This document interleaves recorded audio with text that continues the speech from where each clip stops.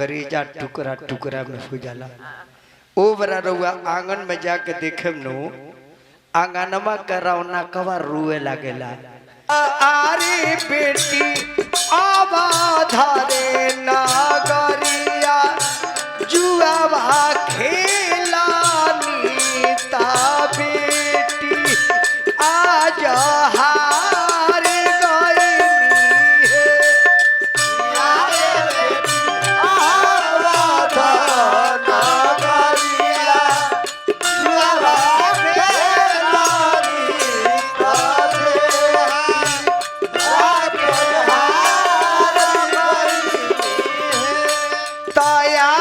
पापा गोइया हो बछरुआ काहे नहारी गईनी हमारे के हारी गईनी है।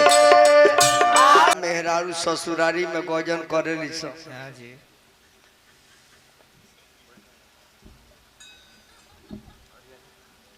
बड़ी गजन करी सब भगिनवा जगले ने के तो ओकरा के बता देती। मंडप के परिक्रमा करो यहाँ सब आ ओखर मुसर के प्रणाम करो यहाँ सब। कहते कहले से हमनी के खानदान के देवता हमन गोड़ लगी मुसर के ओखर के। हाँ कातना जगह तो ऐठी के माला पहना देली सब कि है रुद्राक्ष के माला पहन ली। हमारा गांव गइल एगो बियाह करे ओकरा के ऐठी के माला पहिरा देता रसन। और हमरा सगो त ब्याजी बड़ा निमन ओरिजिनल रुद्राक्ष हम गए राजा भाई रुद्राक्ष का त बड़ा निमन बा आ कितना लाइट बा एकरा में। आ सवेरे जब दबो दे त पूछ दे फूट गई। यही जी दुल्हा दुल्हन यही जी लड़की के बाप पहुना यही जी लड़की के बाप अपना बेटी के जांग पर बैठावेला। जब भगिनिया के शादी हुई तो वह देखो बाप पागल हो जाले महतारी पागल हो जाले। महतारी के शुद्ध बुद्ध कुछ ना रहे। कहीं साड़ी छिटा गई कहीं केस बिखर गई माई पागल हो जाले जब बेटी हमर चल जाए। काहे के दुनिया में बाप महतारी के बेटी जितना मान दी केहू माने अलाबाना ना जी। लड़का और भले खाना खा के चल जाए क्रिकेट खेले या पढ़े लेकिन लड़की खाना खाई कब अपना पापा के खियाली। एक नंबर शुभ चिंतक पापा के बेटी होली। अगर वह 1 घंटा का ड्यूटी से आके मार्केट में चल जाए ना वो भगिनी अभियन पूछी जे मम्मी पापा तो गए हैं मार्केट में 1 घंटा में आएंगे। वो टाइम देखती है जी 1 घंटा कब हुई। हेलो पापा कहाँ है? आ रहे हैं बेटा। अब खाना भी नहीं खाए पापा तबीयत खराब हो जाएगा। आइए और वह आए खाए तब जाके लड़किया खाई। इतना शुभ चिंतक खोले। यही जी बाप अपना बेटी के जंघा पर बैठावे ले और लड़की कहली कि पापा आज समझ गए कि दुनिया में लोग बेटी काहे के जन्मावेला। इहे दिन देखे खातिर हमरा के रखले रहनी है। काहे लागिए पापा अरे पोखरा खोनावनी अरे काहे के बनवले बानी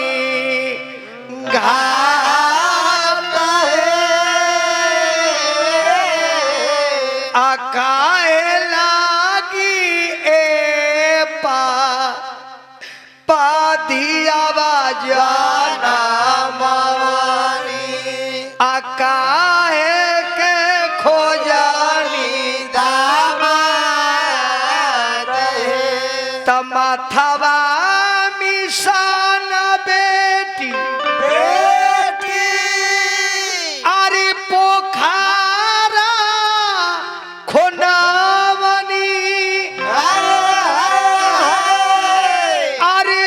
भावा लगावे खातिर घाट आ दुनिया बसावे खातिर बेटी जाना आ पौआ पखर के दामाद तब लड़की कहले कि पापा जब इहे करे के रहल तो हमरा के बेटा काहे कहते कि बेटा हुआ बेटा हुआ बेटा कहते कहते पापा बेटी बनाइए देनी आज बेटा रति पापा तो इस दिन देखे के ना मिली कि यारी पापा काबा न हो नगरिया जुआवा खेलानी ता बेटी आज हारी गईनी है।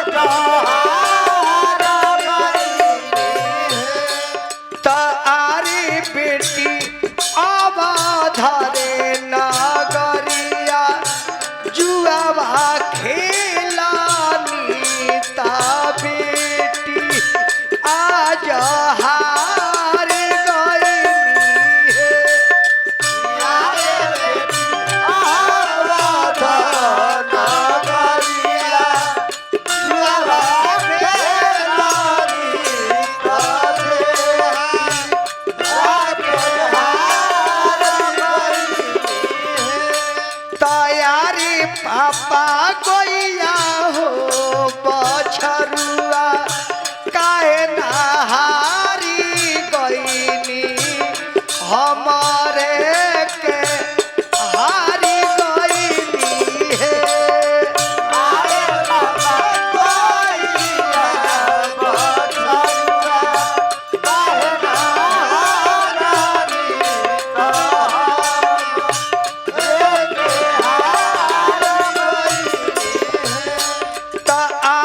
बेटी गैया रे बछरुआ घर के लक्ष्मी ता तू बेटी पराया रहलू है।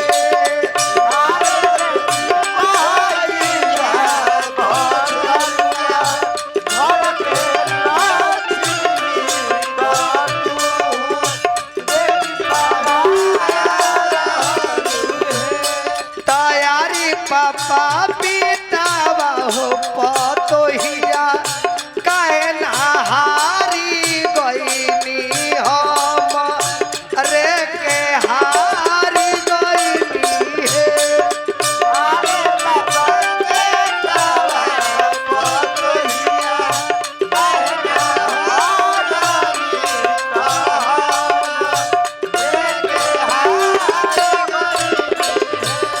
तयारे बेटी बेटा बारे पतोहिया घर के लक्ष्मी ता तू बेटी पहुनवा रहलू है।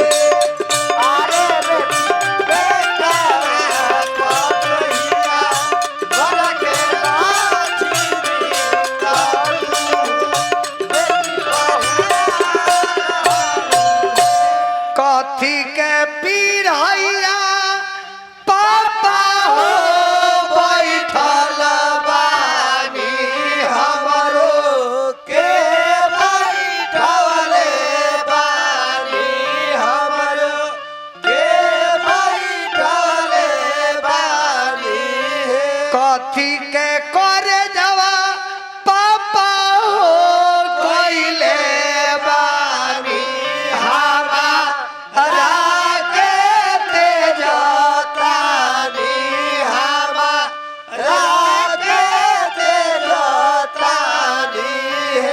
आमा के पीढ़ैया बेटी हो बैठल बानी तहरो के बैठल बानी।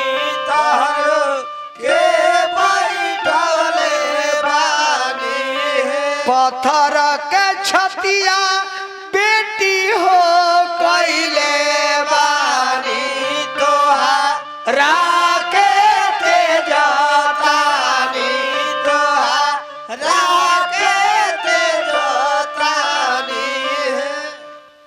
बाप के जब आँख से लोर गिरेला बेटी कहली कि पापा पापा मत रोइए पापा, जो भी किए पापा अच्छा किए, रोइए मत, क्योंकि आपके आंख से आंसू मैंने कभी देखा नहीं, पापा रोइए नहीं। बाप कहले कि बेटी का करिए, हमरा तो बुझाते नहीं थे का हो गई।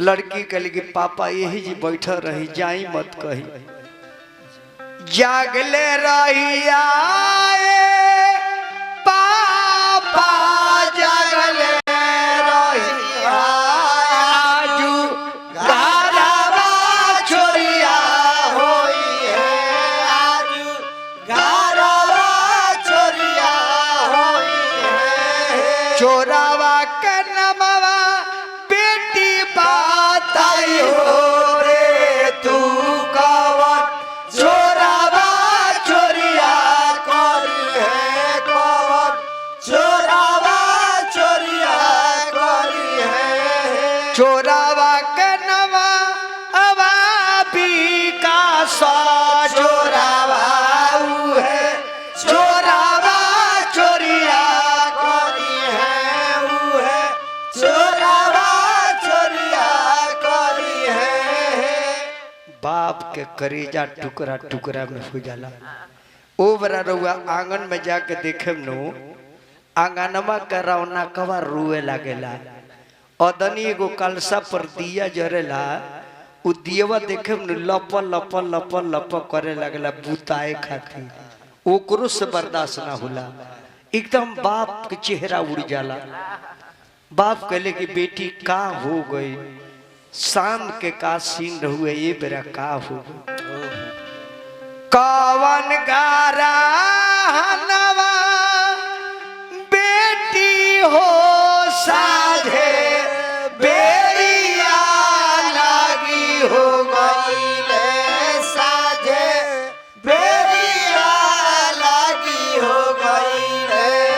कवन गारा नवा भीनु सार कवन गारा नवा भीनु सार। कवन गारा नवा बेटी मारौआ बिछावा लागी हो गईले मड़ौआ बिछावा लागी हो गईले।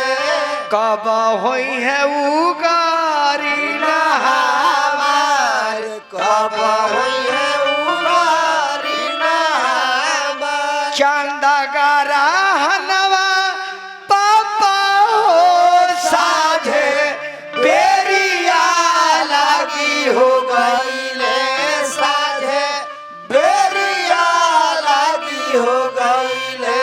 सूरज गारा नवा भीनु सार सूरज का रहनवा तोहार होई गईले उगारी ने तोहार।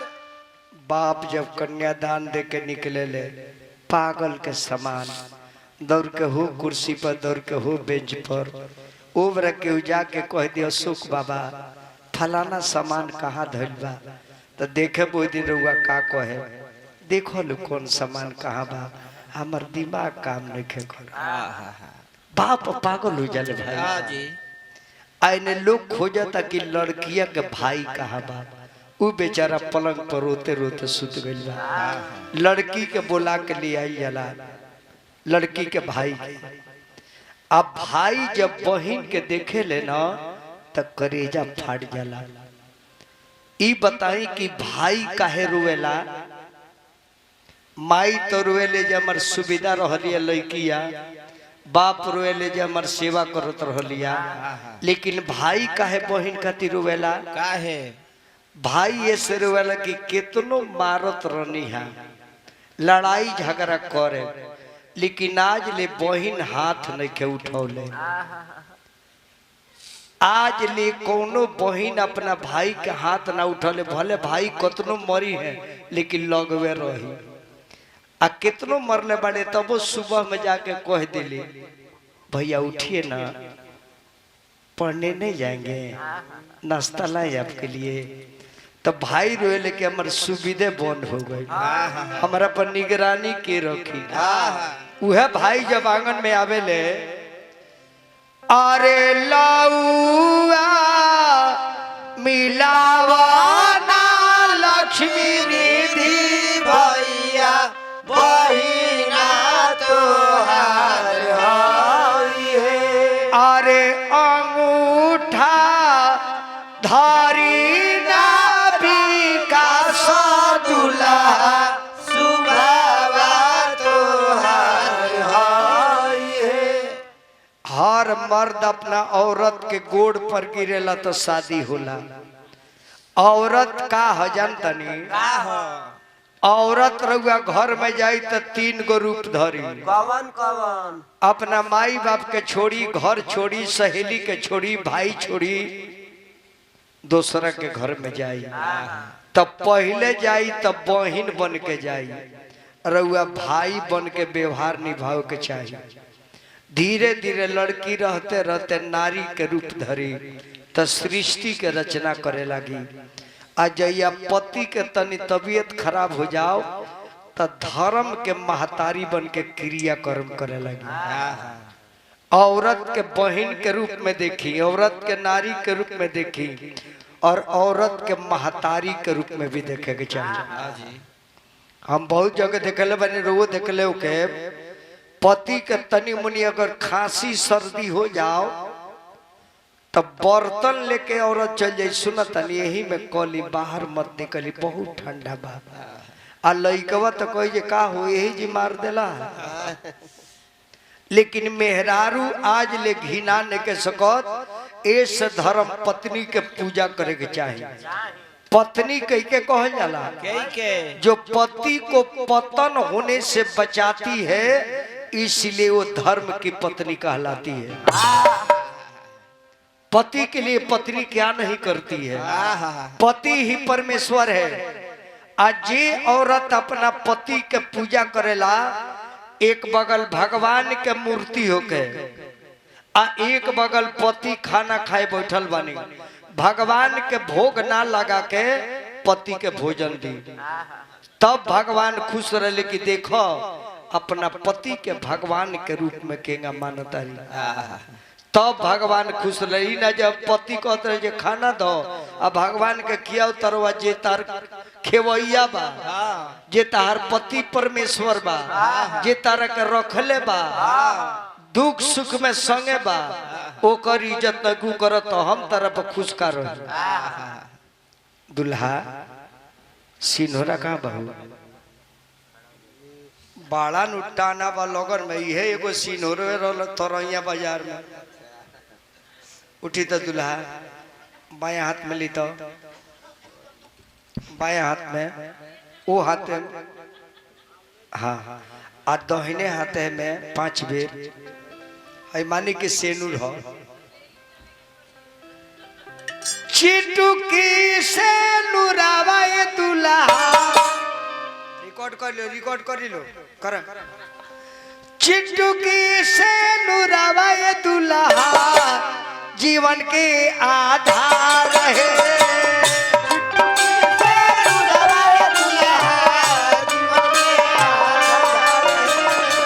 सेनुरा लगाई दुल्हा करके विचार है।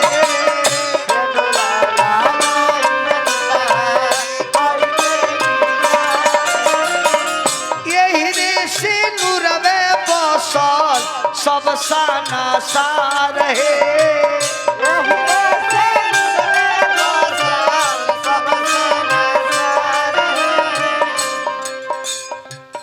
आजीवन भर सही आए दुल्हा दुल्हिन के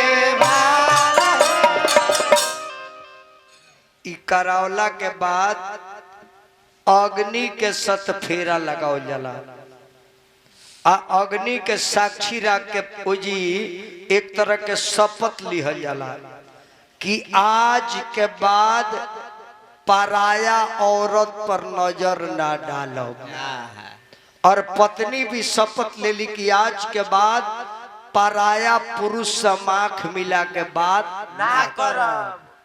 जब शादी हो जाओ ना तो छुछुनरई बन कर दे चाहिए। लड़काई में पहुना जौन कहनी तन कहनी। अच्छा कोमरे वाले लेड़वारी बांसवारी ने की घूमल। हाँ कम नहीं की घूमल मामूली रोगा बनल दा सोना निका एगो लड़का लेके भाग गइल नी रोगा।